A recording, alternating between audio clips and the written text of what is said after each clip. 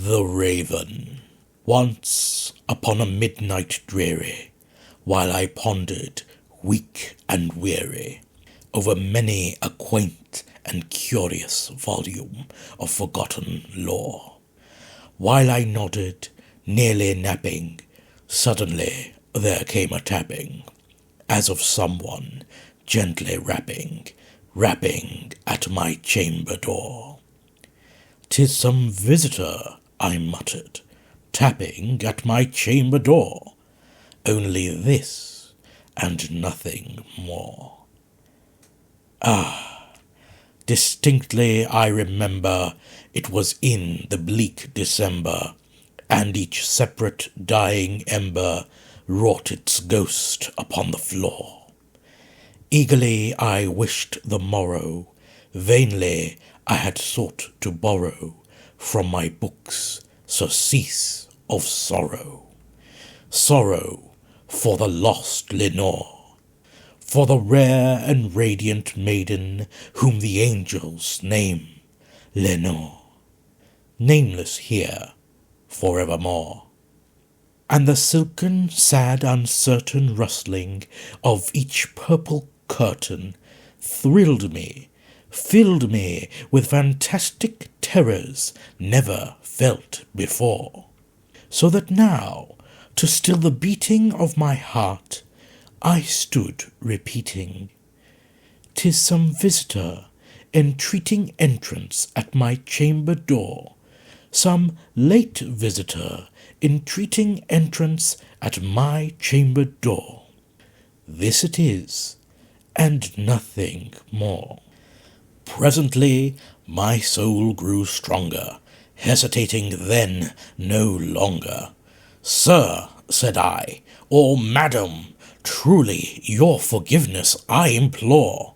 But the fact is, I was napping, and so gently you came rapping, and so faintly you came tapping at my chamber door, that I scarce was sure I heard you."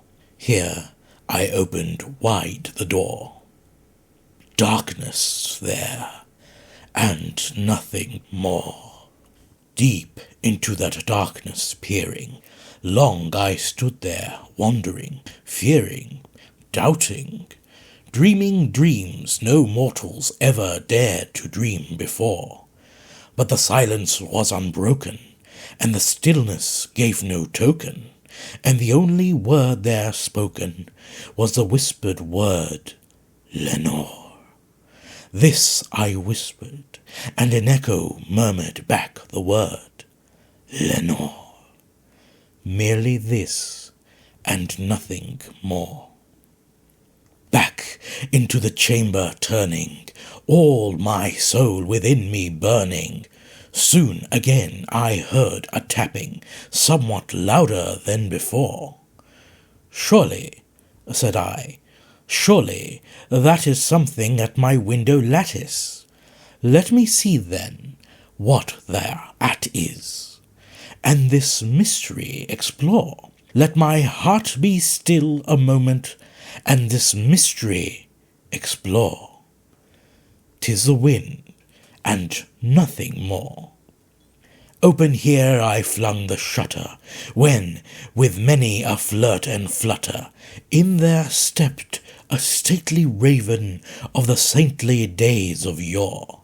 Not the least obeisance made he, not a minute stopped or stayed he, but, with mien of lord or lady, perched above my chamber door. Perched upon a bust of Pallas, just above my chamber door. Perched and sat, and nothing more. Then this ebony bird beguiling my sad fancy into smiling, by the grave and stern decorum of the countenance it wore. "Though thy crest be shorn and shaven, thou," I said, "art sure no craven, ghastly grim and ancient raven, wandering from the nightly shore. Tell me, what thy lordly name is on the night's Plutonian shore. Quoth the raven, Nevermore. Much I marvelled this ungainly fowl to hear discourse so plainly, though its answer little meaning, little relevancy bore.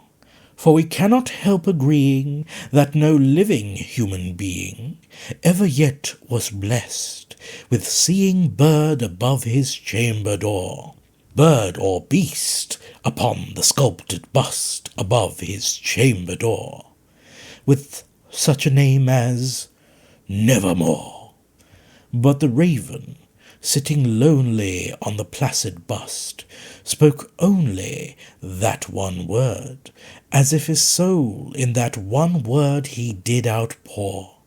Nothing further then he uttered, not a feather then he fluttered, till I scarcely more than muttered, Other friends have flown before. On the morrow he will leave me, as my hopes have flown before. Then the bird said, Nevermore.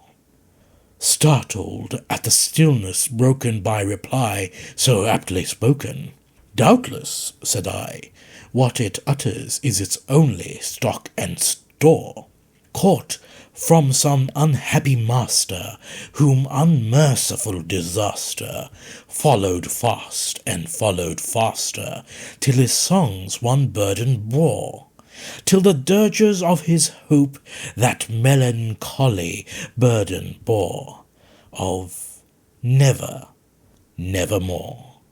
But the raven, still beguiling all my fancy into smiling, straight I wheeled a cushioned seat in front of bird and bust and door.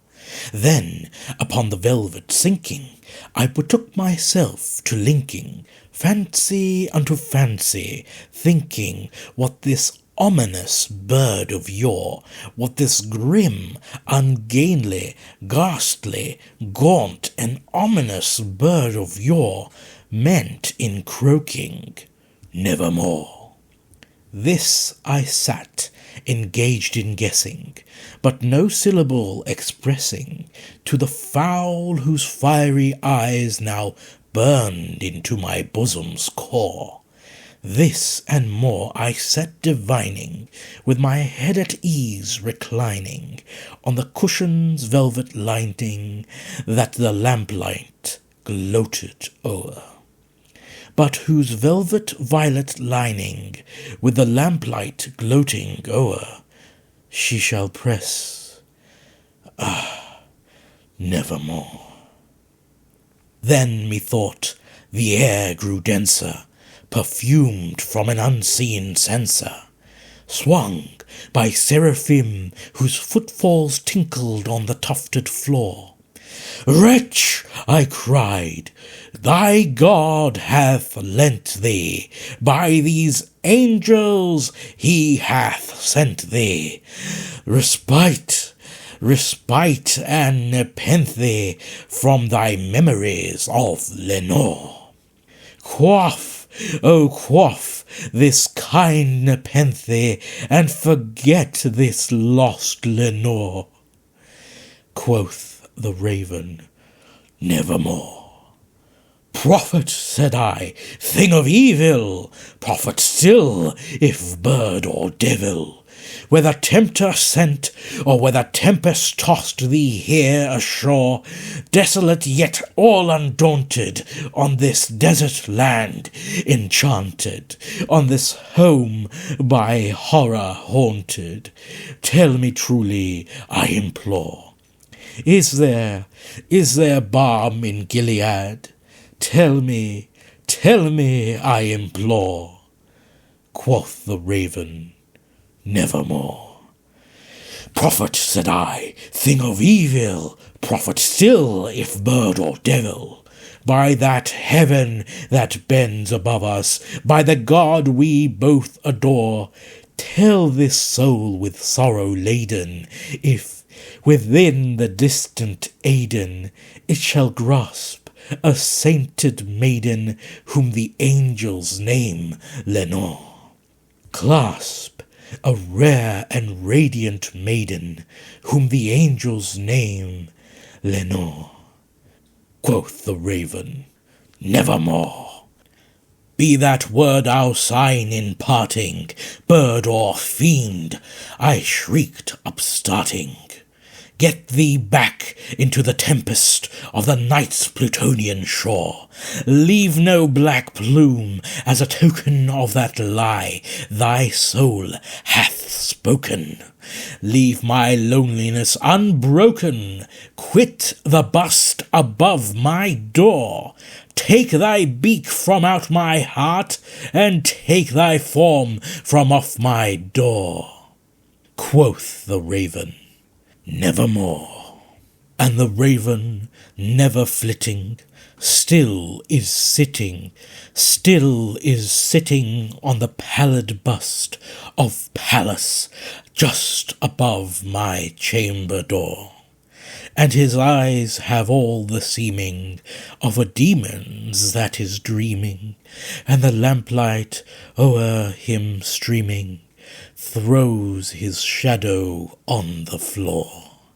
And my soul from out that shadow lies floating on the floor, shall be lifted nevermore.